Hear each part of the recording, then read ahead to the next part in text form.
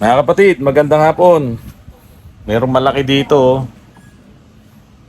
Bigla na lang dumarating, di man lang nagsasabi. Wala naman dala. Dala niya, yung ano lang, kung ano lang yung meron siya, yun lang ang dala. Anak ng tinapay, Kuya Erico.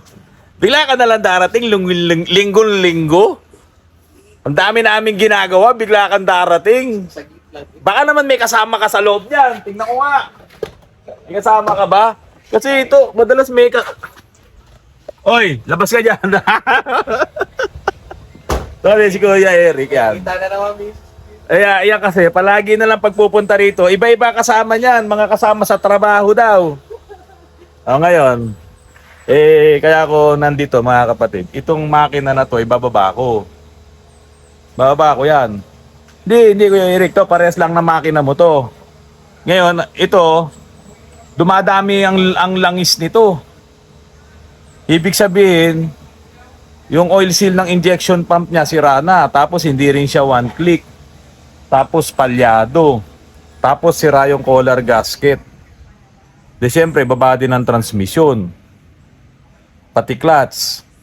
Ibababa ko rin ang crankcase. I-overhaul ko ang injection pump sa calibration. Kaya namin nalaman na may problema ang injection pump nito. Kasi change oil lang din nila niyan. Pero tingnan mo kung gaano karami langis niyan. Tingnan mo. Tingnan mo. Pero mamasahan diyan. Ha? Ha? Ito galing pa to ng Muntinlupa, mga kapatid. Dinala sa amin dito. Tapos ipakita mo dito sa camera, Junjun, ha? Kasi di ako makakapag-zoom in dahil nakabaliktad camera ko eh. Ayan. Sige, Junjun. Tingnan mo kung gaano karami langis niyan. Pakita mo. Nasaan yung tuldok? Ito yung tuldok po. Ayun yung tuldok. Tapos ito yung legs. Nandoon yung so marami. So kung mga 2 litro, sobra to. Kaya ang ikinarga nila dito, 4 na litro lang. Sumobra ng 2 litro. Junjun, saan galing yun? Sa injection pump po, sir, sira na po yung oil seal nun. Yung oil seal. Tsaka hindi rin to Junjun one click eh. Ngayon, ngayon ito Junjun, sa kabila ng tumatagas pa yung langis nito sa collar, dapat nga maubos yung langis niyan, di ba? Dapat mabawasan. Pero nagtataka yung may-ari, may tulo na nga sila sa garahe, dumadami pa yung langis. Yan nga po, kasi nga po galing po sa injection pump yung Tatawa tuloy ako eh. Akalam kong may tulo, yung yung isa dyan, nakaupo, yun.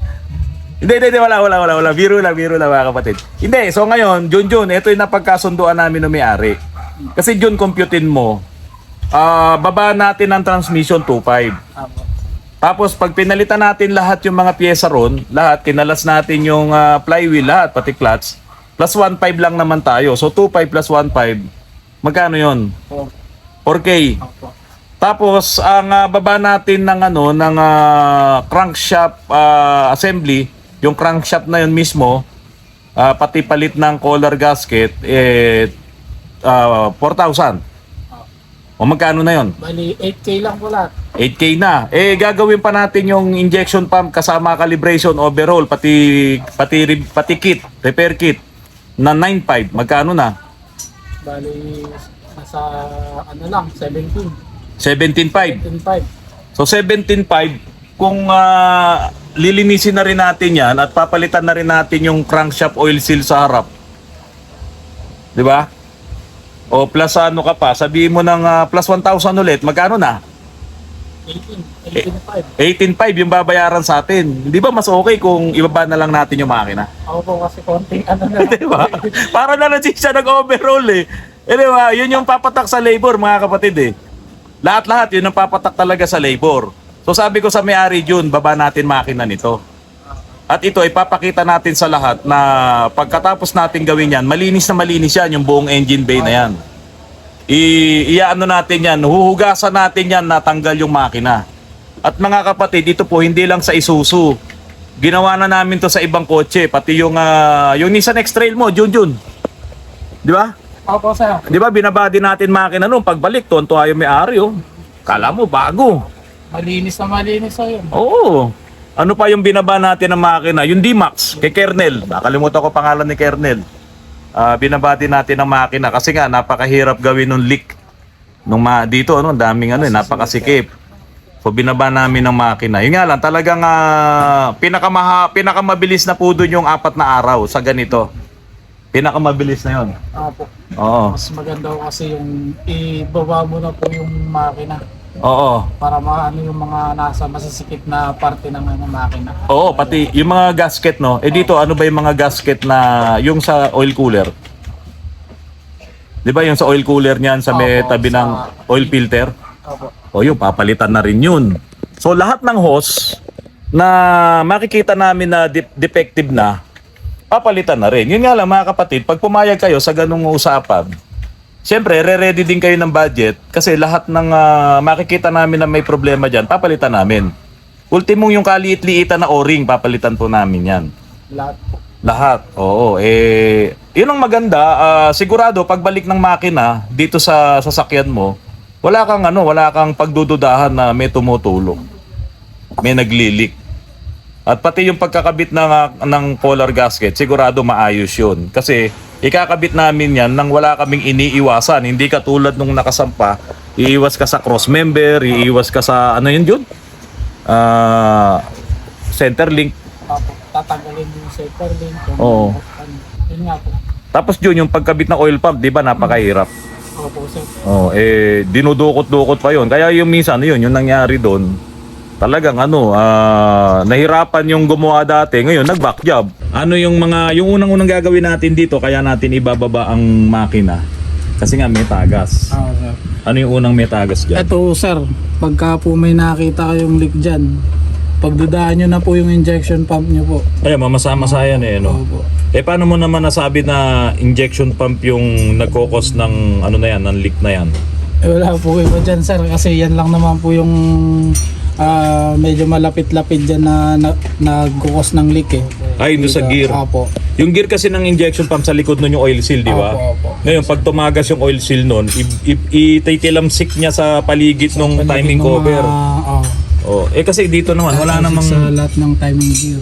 Tsaka tingnan mo, pakita mo nga sa kanila, wala naman yung mga tagas sa pagitan ng Opo. makina eh. Sa ibabaw po wala naman. Tiyon-tiyo. Talagang dito lang po sa sa parte nga. At saka yun nga, tanggalin mo ulit yung langis, videohan natin ng maganda, yung dipstick. Tignan mo kung gaano karami yung langis, Yeah. Tingnan nyo mga kapatid, sobra-sobra, ano pa yan, may tagas pa to sa collar. Dapat nga, hindi na yan na dumami. Tapos, tignan nyo rin dito, yun, daming tagas, Yung niya, yung coolant niya, yan, Opo. daming tagas. Tapos, dyan saan ba dyan yung yung... Ito po, yung gasket sa oil cooler po. Sa oil cooler. Papalitan na rin po yan. Parang mamasa-masa din yung niya, yung portion. Sira na po yung gasket yan, sir. Sira na rin. So, ang gagawin natin dito talaga, baba natin ang makina. Kung may lakas pa mamaya yung mga tao, kung wala naman, bukas ng umaga, Oo, sir. ito unahin natin. Kasi ito talagang, bibigyan natin sila ng tutorial kung paano magkalas doon, yung mga o-ring doon, pati gasket. Tapos kung paano rin mag-timing ng injection pump. O yan mga kapatid, abangan nyo to bukas ha. Ituturo namin sa inyo kung paano magta-timing ng injection pump. Opo, sir. Di ba? Kasi hindi madali yun eh. So nakaangat yung makina, ituturo natin sa kanila kung paano mag-timing. Tapos pati to, ayan ang daming hindi to beta gray Talagang leak siya. To yung mga puti-puti na yan, leak talaga siya So par yun lang naman saka yung hindi pa rin natin naituro sa kanila kung paano mag tapet adjustment. Di ba kasi to sa 4D56 di ba? Ayan, ituturo din po namin sa inyo kung paano mag-tappet adjustment. Kaya abangan nyo po yung magiging vlog namin bukas. Pero ito po ngayon, ipapasok na po natin to ngayon, itong vlog natin. Para po maabangan nyo po kami. So ayan po yung unit. Baba ang makina, baba ang transmission. Kaya ako mismo nagdesisyon, sabi ko sa may-ari, ibaba ko na lang makina nito. Di ba? Ganon din tanggal mo na transmission. Ibababa ko makina, lahat ng tagas na makikita ko, lahat ng oil seal na dapat palitan, pati mga gasket, papalitan na namin. Tapos ililinisin ng todo. Kaya pagbalik ulit ng makina, akala mo to bago. So ipapakita ko po sa inyo yan. Ngayon, ipapakita ko rin sa inyo Hindi binaba ang makina pero same problem. Mag-overhaul ng injection pump, magbababa ng crankcase at nagbaba rin ng transmission. Kasi nga, nagpalit ng clutch, hindi naman nagpalit, hindi na naman nagpalit ng pilot bearing. At may pagkakataon talaga mahirap ikambyo. Ayan, ipapakita ko sa inyo nandito sa lifter. Ito mga kapatid. Linggong-linggo. Ayan o. Naku, si Kuya Eric talaga. Baka may nakatago ka dyan, Kuya Eric. O yan, ito po ang aming mga customer ngayong linggo. Ayan, ayan po sila. Sila mama, good afternoon po. Isimula pa lang ako mag-vlog. Tapos na yung cleaning nito. Binubuo na. Ngayon, ito naman sa Air Force. Galing pa ng Angeles. Galing pa ng Clark. Ngayon, same, Gle, pakihina ang music mo. Same problem. Ito na, binaba na namin itong transmission. No? Yun na naman ang case. Hindi nagpalit ng pilot bearing. Saka ito, may tagas talaga. Oh. Tapos, ganun pa rin. Ayan po, may tagas yung collar gasket. Kapapagawa lang nito, actually. Kapapagawa lang. Kaya lang, ito talaga yung pinakamahirap na portion ng trabaho. Kasi nga, kapag dinukot-dukot mo nga po yan, yun talaga yung nagiging problema. Ito yung sinasabi ko sa inyo, na nagbaba ng transmission, hindi nagpalit ng pilot bearing. So may problema pa rin. Tapos ngayon, pag gawa ni Ron, pagbukas ni Ron, nakita niya, ang lakas din ng tagas dito sa ano? Saan yan? Sa collar. Collar po. So ngayon, tinanggal niya yung collar. Kitang-kita kagad kasi nung umpisa pa lang, na-video ano ba to? Hindi na ano. po. Pero ito, pakita mo, yung collar, mali ang pagkakakabit. Naipit po siya dito. Ayaw, no, naipit, oh. So ayan, oh, sira, oh. Ito po kasi, napalitan na ng collar gasket talaga to. So, syempre, pag nagpalit ka ng collar gasket, ibababa mo talaga yung transmission. So, nung binaba yung transmission, nagpalit na rin ng mga clutches. Kaso, hindi naman nagpalit ng pilot bearing. So, nagpapaulit-ulit yung mga problema na nagkukustuloy ng gastos dun sa may-ari. So, ito yung hindi namin ibinaba ang engine. Pero kung ako ang tatanungin dito, dapat ibaba na lang ang engine. Kasi mag-overhaul din ito ng injection pump. Kaya lang ang problema, kailangan daw ito ng may-ari na matapos ng mabilisan. So ito lang talaga yung pinakamabilis na way. Hindi natin ibababa yung engine. At ganun, dukot-dukot talaga. Pero dahan-dahan talaga, no? So ganyan, kung gagawin man namin to, it takes 2 days po talaga to dito sa amin. Kasi nga pag minadali ito, ang ending, ang resulta, pwede ring magkaroon ulit ng leak. Tapos yan, ayusin pa namin itong... Ito, Ron, meron din tagas to. Saan kaya galing to? Diyan kaya? Diyan galing, no? So, linisin na rin natin to. Bago pa release bearing, oh. Okay, yung ano na sir, lining. Ha? Lining na po. So, yung lining, hindi rin pinalitan. Hindi po. Ang pinalitan, release bearing lang. Nakaport. Saka port. Hindi nagpalit ng lining. Hindi po. Pressure plate, hindi rin. Hindi rin po. Anak naman ng tinapay. Oh. So ayan, doble gastos yung may-ari. O luma yung lining, luma yung pressure plate. Ang pinalitan, release bearing. Pero ang totoo, ang may problema, pilot. Pilot. Kasi nga, mahihirapang magkambyo. Pagka ganun po kasi pilot talaga yun eh. Umiikot kasi yung lining eh. Hindi humihinto dahil stuck up yung pilot bearing eh. So sige Ron, tapusin mo yan at ang may-ari niyan, Air Force. Baka mamaya isakay ka sa Tora-Tora at ikaw ibala sa missile. O ano experience mo sa San Simon? San Simon, lagpas hanggang NLEX. Sa may San Simon nung kasagsagan ng ulan, bagyo. Oo. Oh. Actually, nasa right side ako which is hindi ko alam yun yung pinakamalalim. Oh. Kaya pala pati truck kumakaliwa. Oh. Wala, no choice na ako kakaro. Dinerecho ko na lang. Hindi ko akalain ganong kalalim. Inabot hanggang pinto yung lalim. Yung lalim ng sasakyan Lalim mo. ng sa akin. Hindi ka natakot na isugod yung sasakyan mo? Hindi ka natakot? Takot ako syempre ha. Yung- Bigla akong tumirik o bigla akong mano dun eh. Sino sumabay sa'yo? Wala. Pick up, truck ina. Yun. May nakasabay naman pick up. Oh, pick up. Pero yung pick up, malaki. As in, mataas din talaga. May ebidensya ka ba na talagang nailusong mo yung sasakyan mo sa San Simon? Meron. Sige nga, pakita mo nga. Oh, sige, send ko sa'yo. O makita mo gaano kalalim at gaano kataas yung baha.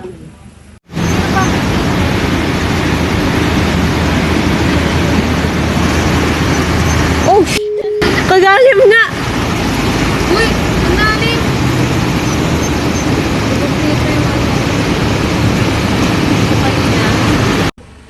Kuya, hanggang saan yung tubig na sinasabi mo?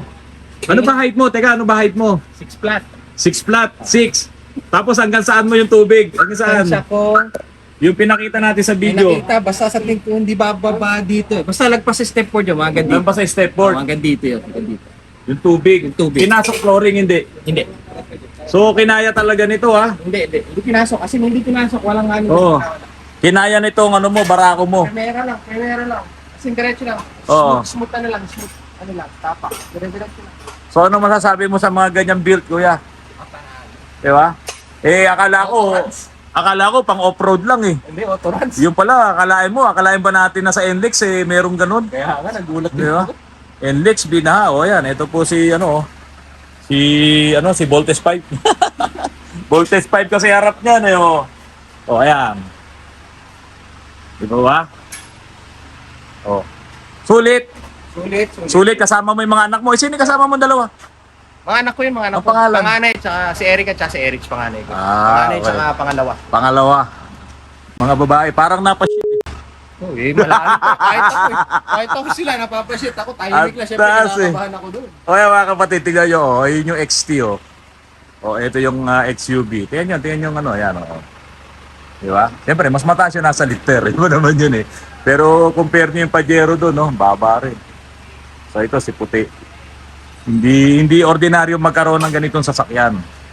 Yeah, yan yung gawa natin. Siya 6 flat, ako 555.